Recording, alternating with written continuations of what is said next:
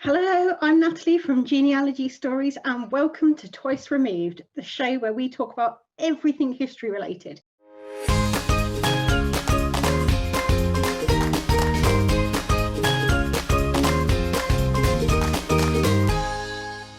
Hi there, I'd like to introduce my guest today, Michelle Leonard from Genes and Genealogy. Michelle is a DNA detective and a speaker. She's absolute DNA guru, so I can't wait for today's interview. Hi, Michelle.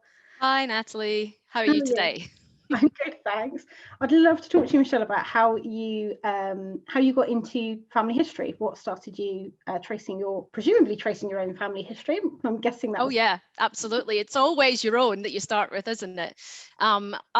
Several catalysts I have on that front, and it was from a young age, really, because I sadly had no grandparents growing up. All of my grandparents had died either before I was born, in one case 36 years before I was born, Right. and my maternal grandparents died when I was a baby, within 6 weeks of each other. So I never had any grandparents. I never knew these people who I came from. And as a young girl, at family get-togethers, you would hear family talking about these people I could never meet, and that piqued my interest, really. So I'd always been interested from an early age, and I think my dad was a major catalyst because he would tell a lot of family stories. He would bring up that his relatives, and he would tell stories about his mum and his dad and his aunts and uncles and different things. So that got me interested as well. But it's quite a long story, this, so I'll condense it. But when my grandmother died 30 years before my grandfather, and he stayed in the same house 30 years after her. And when he died, my dad and his siblings got together and sorted the house out. And my dad, typical for my dad, he didn't take anything, even the stuff that was his. He wasn't one for keeping things and hanging on to things, unlike us genealogists who are just generally hoarders. And I include myself in that bracket. So at the time that my grandfather died, a number of years before I was born, my uncle took a box that happened to be my dad's university books. Fast forward a few years, and I'm now in existence, and I'm a young girl, and my uncle turns up at our house with this box and gives it to my dad, saying, these are your old uni books. They're nothing to do with me. I must have taken them when Dad died. So my dad, obviously takes a glance at it, and they go up into our loft instead. Fast forward another 10 years or so, and there's me and my mum clearing out our loft, and I come across this box of tatty old university books, and being me and liking tatty old dusty books, I took them all out and had a look at everything in this box. And underneath all the books, I found this tatty plastic folder full of archaic photographs. Oh, wow. And I mean proper 1860s, 70s, early 1900s onwards photographs, card back, the whole shebang. And I was just fascinated by this. I couldn't believe it. I was like, who are these people? What is this? I must have been about 15 at the time. And I had been told by many of the older family members that remembered my grandmother, who had died 36 years before I was born, that I was her double, that I looked like her. And we only had this one old photograph of her. That was the only thing I'd ever seen, and I couldn't really see it. And as I was flicking through these archaic photographs, I just sort of had a heart-stopping moment looking at one, a family group shot, and there was a little girl in the middle in a sailor outfit, holding a posy of flowers, and I just went, wow, that's me. Oh, wow. And I knew instantly, that's her. That's my grandmother as a little girl. Oh, that's my great-grandmother. That's my great-grandfather. Oh my God, that's all her brothers. And within days, I was in the Mitchell Library here in Glasgow, cranking the microfiche, looking at the 1891 census, which was the latest one out at that point in time, trying to find all these people on the census. And that was me hooked from there on in. I'm not surprised. That's amazing. That's like, it's genealogy gold, isn't it? It is. It's just, it's amazing that these photographs A, survived, and B, somehow ended up with me. you I know. still live in desperate hope one day that I'll meet a distant cousin who'll say, oh yes, I have an entire bag of photographs because I have many. I live in hope of letters or something, because I don't have a single letter written by any of my ancestors or anything like that. I don't think most of my ancestors could write, so yeah, that's a good point too. But I was just thinking, you know, maybe along the lines of my grandfather or you know, somebody of that generation. I'm pretty certain that the earlier generations like you would not have been able to write either. But yeah, that's my kind of holy grail. And yes, any more photographs. I'm greedy for photographs always. Yeah, I don't blame you, because not growing up without your grandparents, it's, you know, it's really recent history, isn't it? I mean, mine have been a massive influence on me, and why, funnily enough, on why I love genealogy. But yeah, I can imagine that. Yeah. So what led you from there to delving into DNA? Because you've been doing it long before it became as popular as it is today. Well, that goes back to a major project I worked on, which was the Fromelles genealogy project. Fromelles is a little village in the north of France. And in 2007, 2008, 250 World War I soldiers were found in a mass grave there. It was the first mass grave to be found since the searches were stopped in the early 1920s. So it was a massive, massive find and a massive deal at the time. Remains are found on a regular basis in the countryside in France and Belgium, but not 250, not mass graves in general. So this was something that the authorities had a talk about, and it was just at that time period where they could use DNA. So they decided to use DNA, and it was the first major project like that ever used DNA in that way. And DNA was used to try and identify the soldiers so they could get named graves. And it turned out, of course, that the men died during the Battle of Fromelles, the 19th of July to the 20th of July 1916. Wow. And there were lists of all the men that had died in the battle, mainly Australian Army soldiers, but also British Army soldiers as well. But most of the men that would have reached the German lines, because it was the Germans that buried these men in a mass grave, would have been the Australian Army soldiers, and that proved to be the case. Okay. So these lists existed. But the key problem was it was over 90 years since this had happened.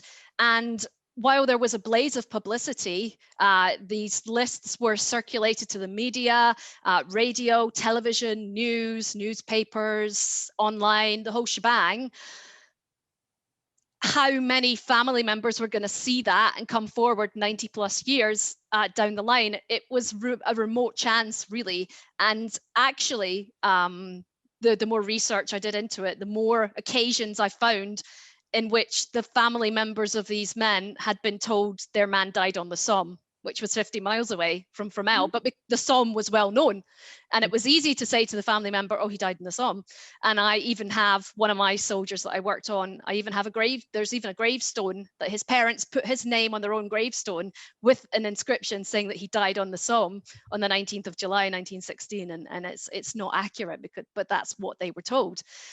Anyway, long story, I got involved with the project. I started tracing the family members of all of the Scottish soldiers who had died, and Australian Scottish soldiers, English soldiers, Welsh soldiers. So actually what happened was a group of people on the Great War Forum got together and realized there was an issue with this, and a genealogy program, a genealogy project was born to proactively trace the family members of these men. And when I say family members, we're in many cases talking about really young men who had yet to marry or have children. So oftentimes the closest family members would be grand nieces and nephews and second cousins somewhat removed and things like that. So these people often didn't even know this man ever existed unless they were avid genealogists like me, which is how I got involved in the first place, because one of my second cousins twice removed died at Fromelles. So but most family members wouldn't know their second cousin twice removed, wouldn't know their name, wouldn't know they existed, and wouldn't spot them on this list and pick up the phone to the MOD and say, hey, I'll give you DNA to try and identify this man. So at this point in time, I really wasn't a DNA person at all.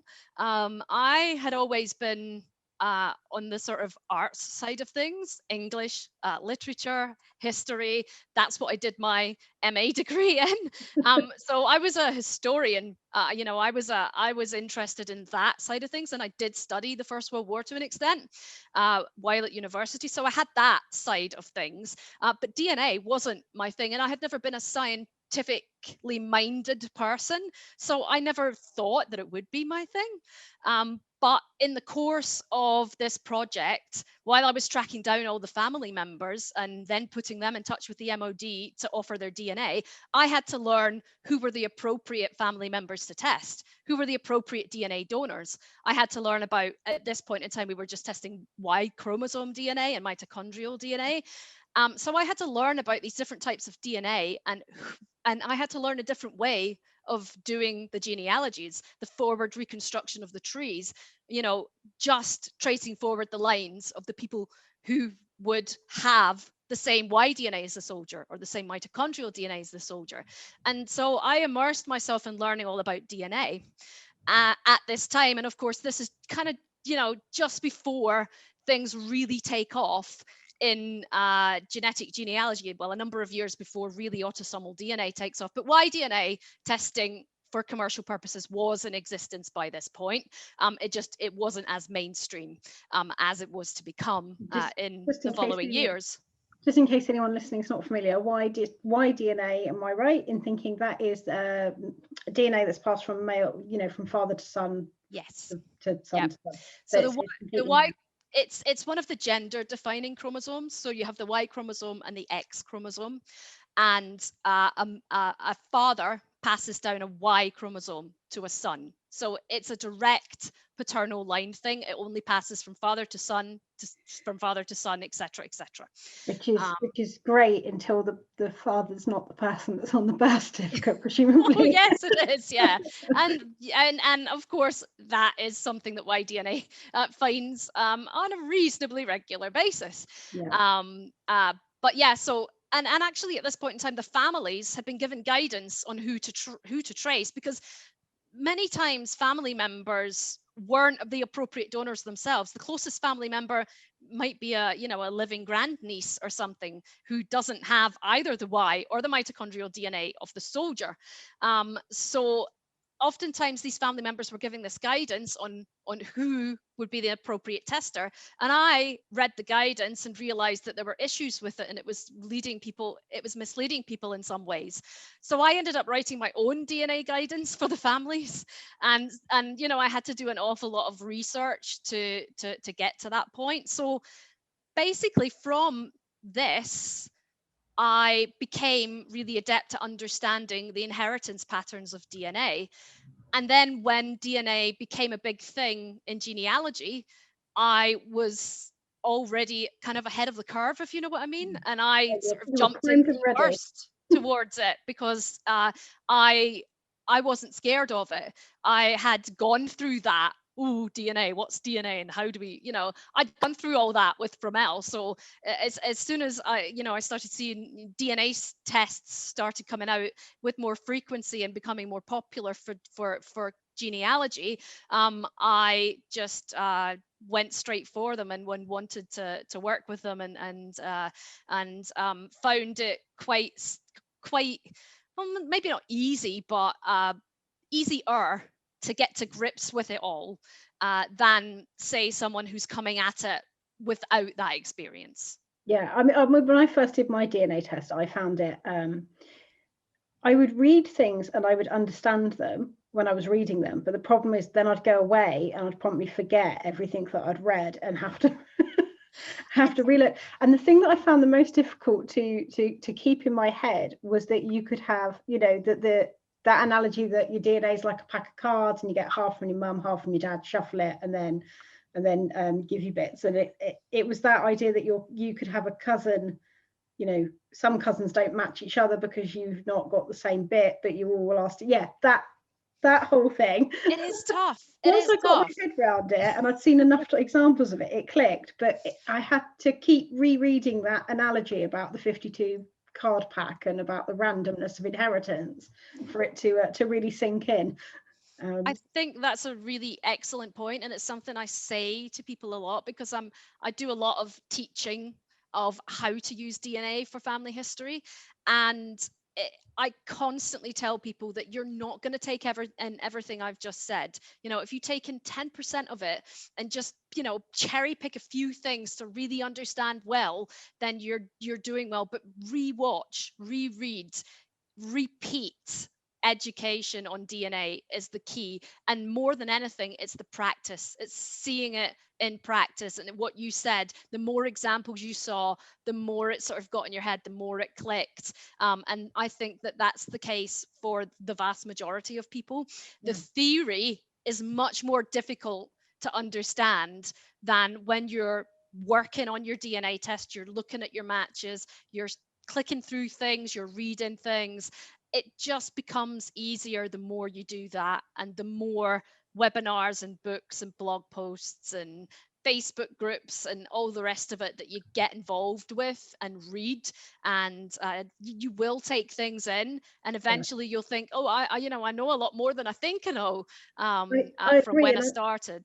I agree, and I think even paper genealogy is the same. Actually, I find Absolutely. that I can read something about how, you know, what records might exist, but it's not until I have a case where it's actually relevant to it, and I'm looking in them and I'm delving in them, that kind of memory sticks, or, you know, it's using a new website or a new record set, things that you haven't looked at before. It's the actual practical getting your hands dirty aspect that really brings things home and helps you understand the best ways of going about things, and trial and error, lots of trial and error.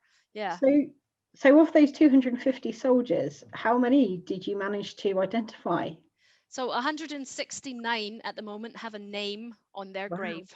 That's incredible. And it is still not over. You know, there's a joint identification board that sits every year. One did not sit this year for obvious reasons, but there's a joint identification board that sits every year and considers the newest cases.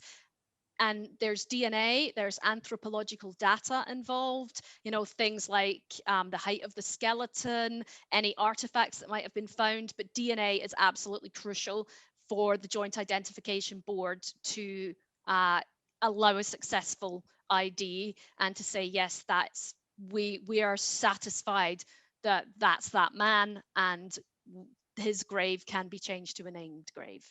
And I mean, that's over a decade now that it's been ongoing. Yeah, that's incredible. But it's such an important piece of work as well, because I know I did a little bit of digging into 3 Pither brothers that I found that had died during World War One, when it was the 100-year anniversary, when it was the centenary. And these 3 brothers died very young during World War One, left 2 sisters behind who one of them married, but it was late in life, and neither of them had any children. And I always wondered whether there was anyone else still surviving on the line. And I did a little bit of digging around, and then thought, you know what, I could be spending ages doing this. So I just wrote the blog post about these 3 brothers and just did it in memory of them. And then during lockdown was contacted by a cousin of theirs who knew all about them, and who the story of their deaths had passed on, which was really lovely to hear. And then she told me that the 2 sisters both lost fiancés as well. So this whole family had just been tragic. Really, really tragic. But it was, you know, I was able to give her the research that I'd found, which included photos of them. So it was nice to kind of lay them to rest in a way, in a strange way. So no, I think that's important. No, I know, I completely I think that's a good way of putting it, actually, is laying them to rest. I often say I did a lot of the soldiers that I worked on for the Fermel genealogy project were Scottish soldiers from a small battalion called the Highland Cyclists Battalion. Okay. And many of them were very young men, some even underage, who, there was one in particular that still gets me, that, he signed up, because he wanted a bike.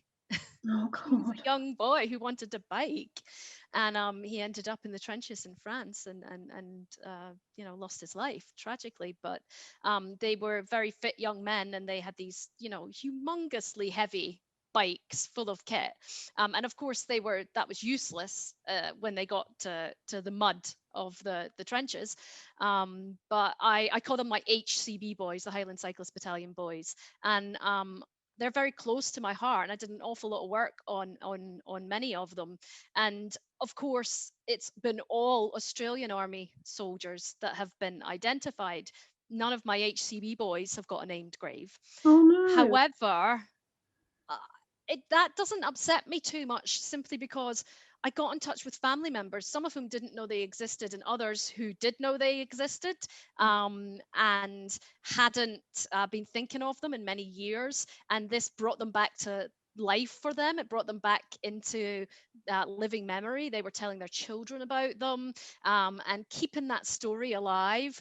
And I just think that it's so much more about remembrance than it is just about getting a name on a grave. Yeah, I agree. So those boys, we didn't get the named grave, but I think that would have been a cherry on top. We got family members, thinking about them, framing photographs, downloading their CWGC certificate, people remembering them. And I think that really was something I was really proud of. Yeah, no, I so you should be, I think. Do you so you mentioned your Highlanders there, and obviously you've got your lovely Scottish accent. Are you Scottish through and through? What's your heritage? I am Scottish and Irish, and Scottish and Irish. And that's it. As far as I am aware, as far back as I can take every line in my tree, it's Scottish or Irish. And it's a good mix of both. There's a higher percentage of Scottish than Irish, but a very significant proportion of my ancestry is Irish. My paternal grandfather's lines are all Irish going back in time. So I'm Scottish myself, but I have a great affinity with Ireland as well. I don't actually know much about the kind of mechanics of tracing Scottish genealogy. It's not something I've delved into yet. But I know I've got some Irish lines myself, and I've done some client Irish work. It can be really challenging because of the lack of records at times.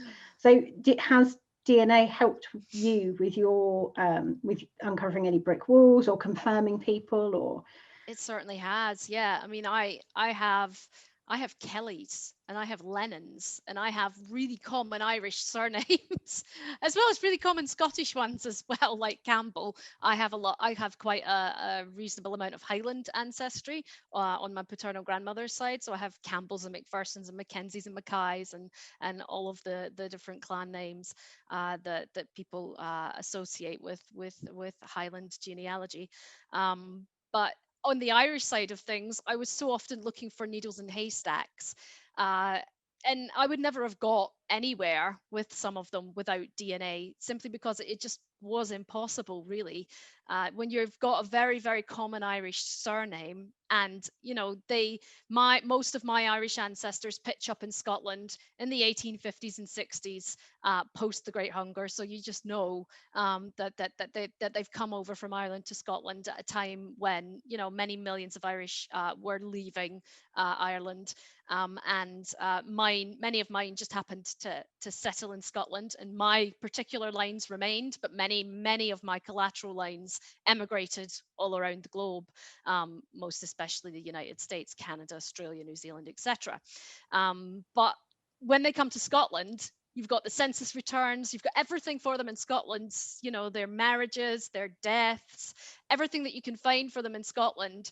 And in most cases, you're just going to get Ireland. That's where they're from, Ireland. Yeah. Nothing more specific than that. And that's been my roadblock for years and years and years with most of my Irish lines. It's just Ireland. And when you've got a Thomas Kelly and all you know is he came from Ireland, probably, and his age is all over the place in the census, so he was probably born sometime between the early 1830s and the early 1840s, you're never going to get to the bottom of that. And then DNA comes along, and if you have enough patience with it, and if you test enough people, maybe you'll get an answer like my Kellys came from a little village in Donegal, and I now know that. And I would never have that without DNA. My Lennons came from a little place in County Down. All I had for them was Ireland, and in fact, that should be my surname, Lennon.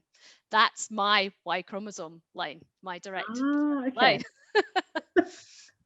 I've yet to do my Y. I've yet to, well, not mine, but ask my dad and my granddad. My granddad's, my grandparents are both still alive, so You're so lucky. I know, I am very lucky. My grandparents are in there. My grandparents on my dad's side are about to turn 90. And I am incredibly lucky, and I have DNA tested both of them. So fantastic. Yeah.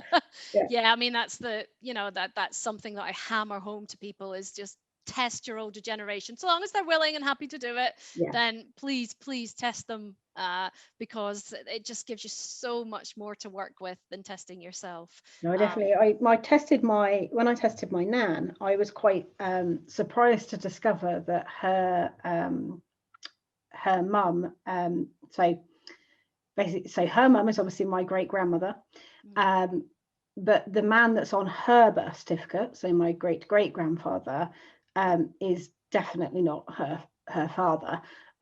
So I found this group of matches that were far too close to be anything else other than on her paternal line. So that was quite surprising. I don't know whether she knew or not, because my nan tells me this odd story about how she has a sister and they looked really alike, but they weren't really sisters. And I'm looking at it thinking, well, they were sisters, but I'm wondering whether that's got muddled with this story and maybe they're half sisters. Yeah, it's interesting. But I'm not sure whether she knew or not. But I was quite surprised when I discovered it. Did you tell her? Did you go over? Oh yeah, I've told my nan. It kind of went over her head, to be honest. She was a bit like, all right, she's not that interested. So I mean, my mum tries. And she has a vague interest, but I can see that she glazes over sometimes when I get into family history talk mode.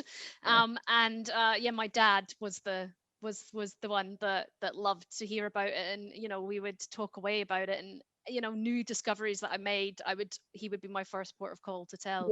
Sadly, I lost him a few years ago, so it's bittersweet when I make new discoveries, especially on his side now, especially on people that I think I'd just love to tell him, or I'd love to show him this, or I'd love to find out what he remembers about these people. And but yeah, it's another one of those cliches about talking to your family members while you can. But of course, I mean, I did lots and lots and lots of questioning of my dad over the years, and I still all the time come across things where I think, I wish I'd asked him that, and I wish I'd asked him that.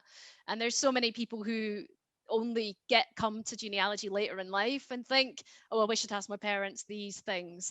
And so it's one of those things that it's strange, even although I spent most of my life asking questions of my dad about his family history, I still think I didn't ask him nearly as many questions as I would like to now. I can relate to that, because I talk about facts. So my nan isn't particularly interested in going further back in time, but she does love to talk about the people that she knew and distant cousins and things like that. And it would totally spoil the moment if I whipped out a notebook So I have got a cunning plan that maybe over Christmas, if I can go up and see her, to try and get her properly set up on Zoom so I can record some calls. Recorded interviews would be fantastic. Yeah, because it's and I been on think my it's bucket just, list to do for ages, and it just hasn't happened. oh, definitely the do it. kids are Do running it. around or whatever. So yeah, it's on Yeah. my list. So talking about DNA surprises though, Mhm.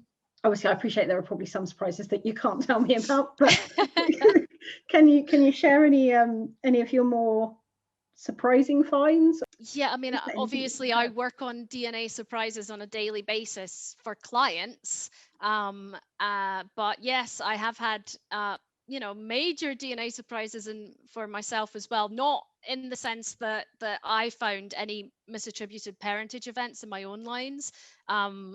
With my DNA, in the DNA of the many family members that I've tested, I am obsessed and test lots of people.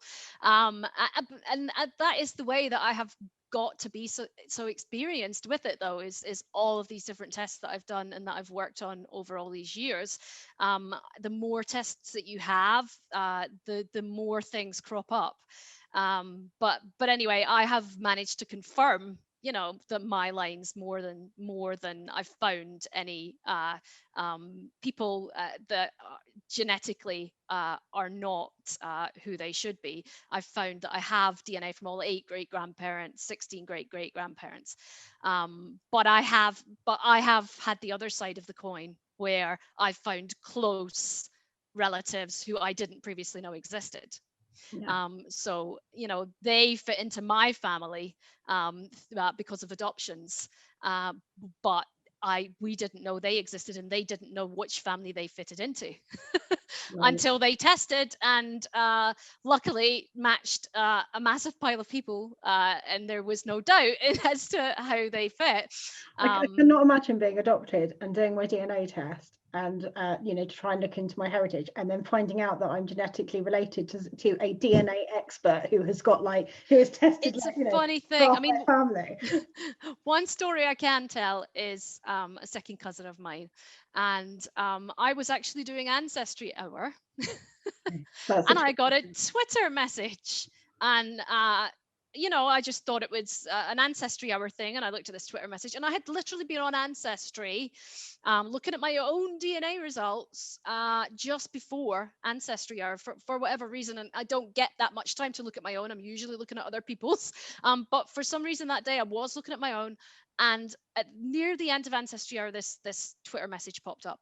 And it was a message from someone in the United States who said that they'd just got their DNA results back and that I was one of their closest matches. And, I was like, I don't have any new close matches. I was just on there an hour ago.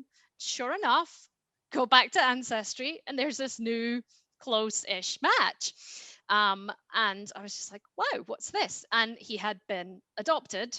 And I started looking at it because of all the people I've tested. I very quickly narrowed things down to the right line, and within a day I was having a long Zoom session with him, explaining to him who his birth mother was. Right.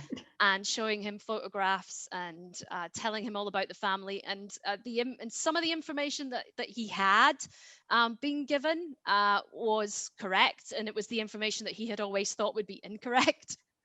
And some of the information that he'd been given was completely wrong, and he had spent his life thinking that his heritage was one thing when it was Scottish and Irish. he had grown up thinking that it was Jewish. Okay.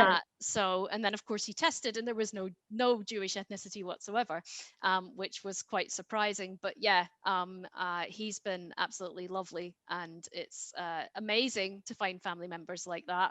And if I know if anyone matches me, then their mystery shouldn't be too hard to solve, because I've tested so many family members that there's probably no way of not working out how a reasonably close first, second cousin or closer would fit in to my family.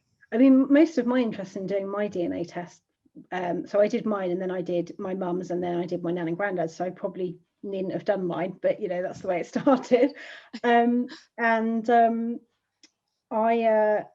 My key interest was that I've got quite a lot of ancestors that were illegitimate. So I think they say like on average 5% of your tree is most likely, you know, known to be illegitimate. I reckon I just break the bank and more illegitimate than your average tree, and some of those I'm still working to knock down those walls. But how successful do you think DNA can be for tackling brick walls that are fairly far back?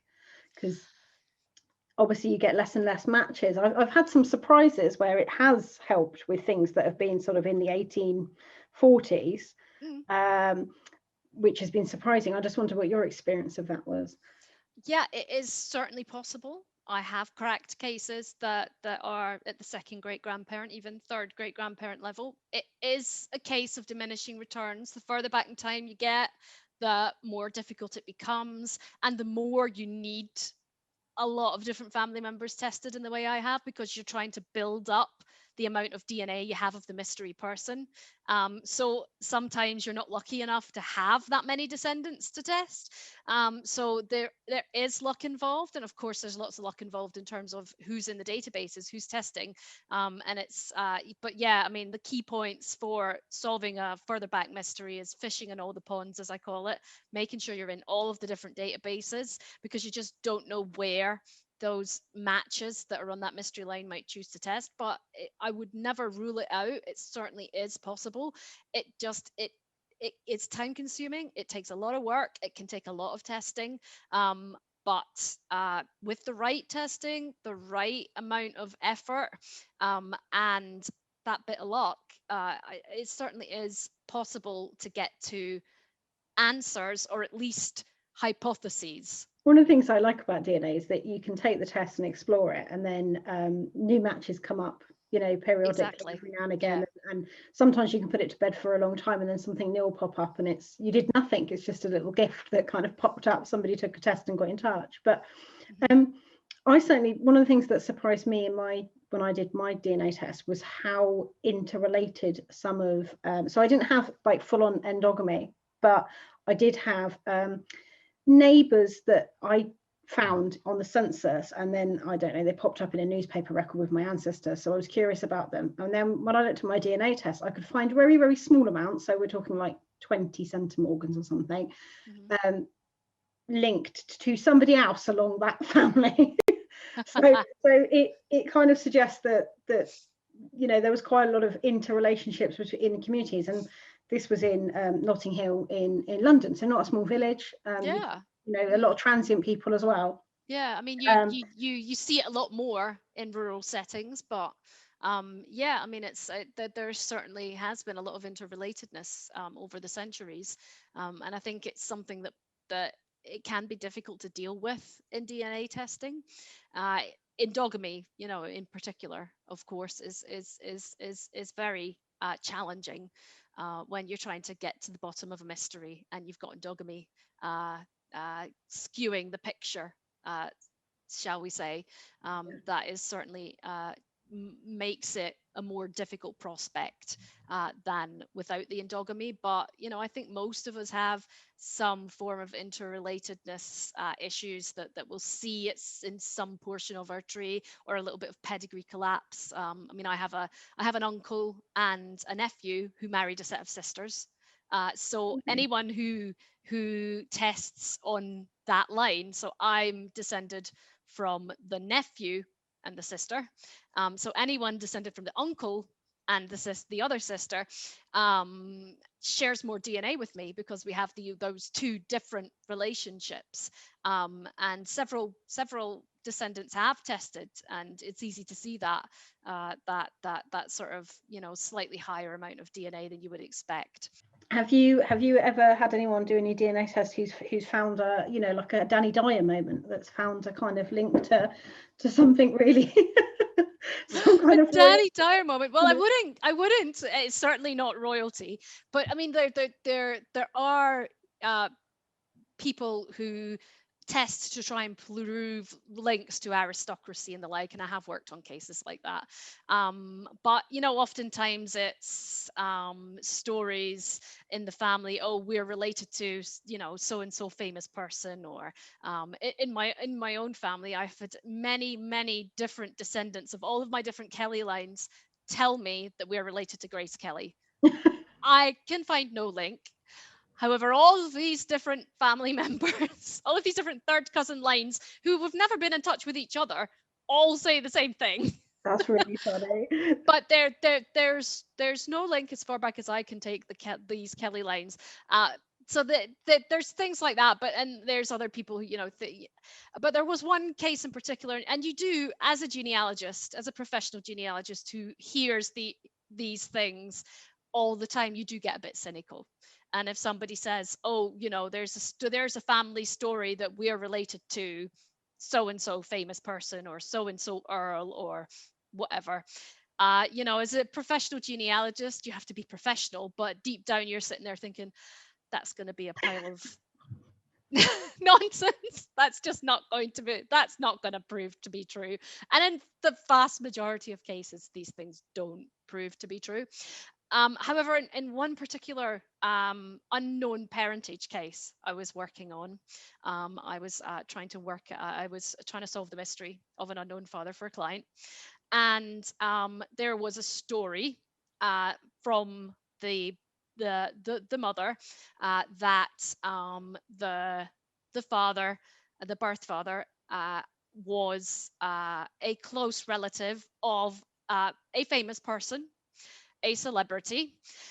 And of course, I had my usual sort of cynical hat on, thinking that's unlikely, but hey, let's see.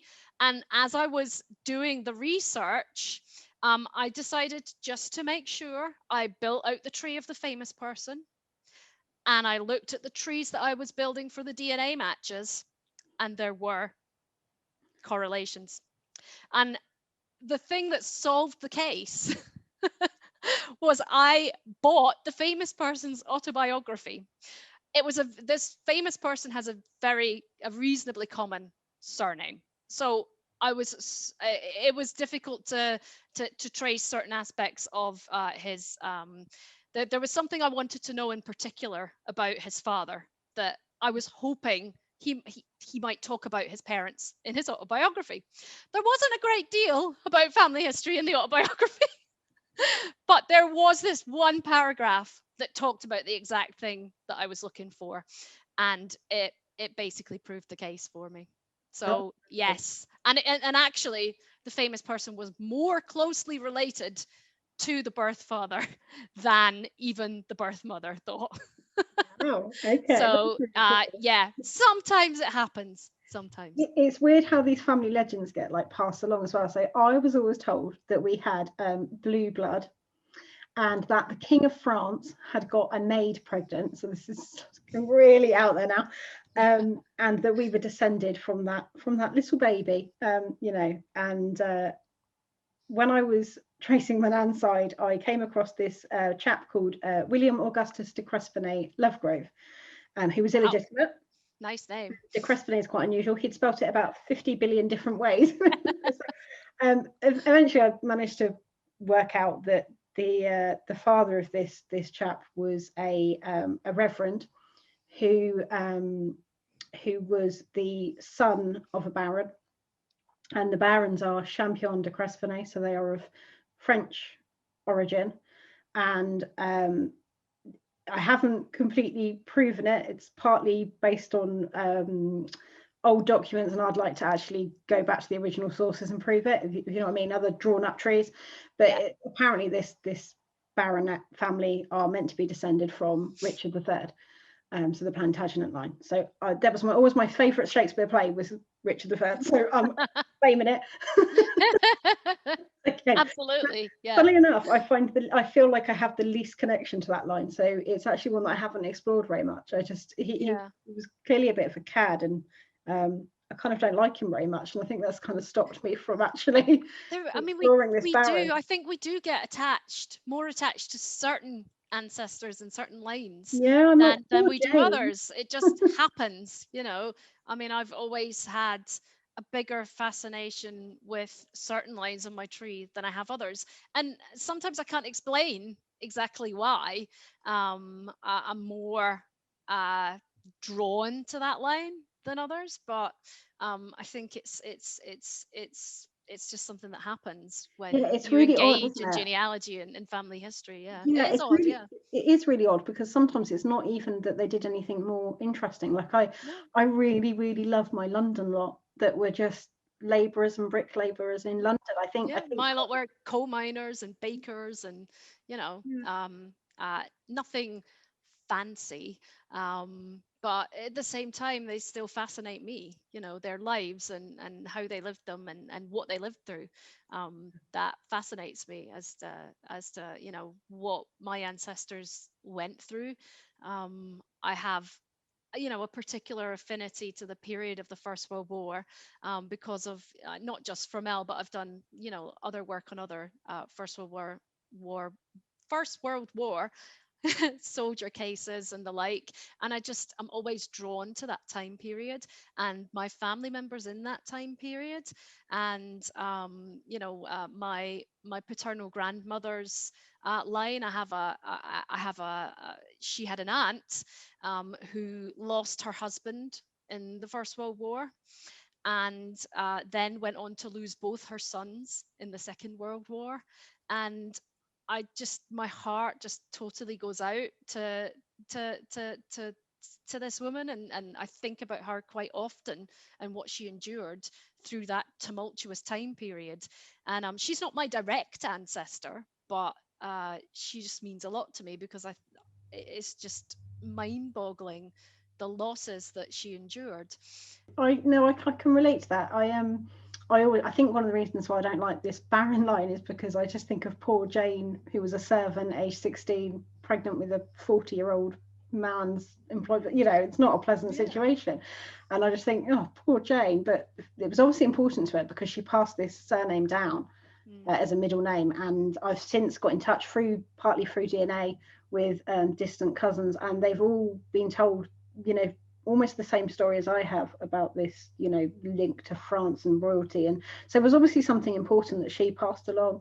But yeah, no, I definitely get the whole thing about feeling particularly connected to certain ancestors. Have you got a favourite, do you think? You've got someone you always end up going back to? It's probably my grandmother. So Yeah. just because she died 36 years before I was born, and because I never really got to meet many people that even knew her. And for a very, very long time, I only had that one photograph of her. And it was sort of one of those weird colorized photographs where someone had drawn a necklace on her. And yeah, I was just always endlessly fascinated by her and by being told that I was like her. And just stories about her. And my dad, he lost his mum when he was 20. She died quite young, and he idolized her. You know, you would see his, you know, she was gone 60, 70 years, and at the mention of her, his eyes would light up, literally light up. And I think that my dad has passed that to me, you know, that feeling for my grandmother, who you know, maybe if I knew her I wouldn't have liked her, who knows, but it's just one of those things that I have this endless fascination with her and her life. And you know, it was quite sad in many respects because of ill health. She had heart disease and she died in her 40s. You know, she had a lot of children, several of whom died young, and you know, she had a tough time. And but to my dad, she was superwoman. She was a superhero, you know. And I do think that you can pass down feelings for people through your experiences of those people. And I think my dad did that with his mum to me by telling me about her and just by his love for her. I love that, because and also, even if you don't have your own children, I think you know, I know a few genealogists on Twitter who said, I'm the end of my line, you know, I haven't had any children and I don't know who exactly I'm going to pass my genealogy on, but I love sharing it with friends. I love telling people about Yeah. you know, the ancestors that mean a lot to me, and people will remember bits of that even if it's not their own family history. So I think it's a great way of sharing memories that aren't really your own memories, if that makes Yeah, sense. absolutely. But I think that, you know, memory is such an important thing, and it doesn't need to be your own memory for you to be able to share it. You know, I share lots of stories from different family members that I wasn't there. And I know that, you know, there are probably elements of these stories that have been, you know, messed up over the years or embellished, or, you know, all sorts of different things may have happened to them, but I enjoy telling them and keeping them alive. um, you know, because I'm, you know, sort of the designated family historian. But it's not just that, it's just I feel a responsibility, and I take joy in making sure that these stories are told, and that you know, they're not forgotten, even though they're not my stories. But I guess they become your stories when the people that have passed them to you are no longer there to tell them themselves. I think that's really lovely put. Um, Actually, this leads on quite well to the question that I always wrap up with. It's the last question. Everyone seems to be always thrown by this a little bit as well. Okay.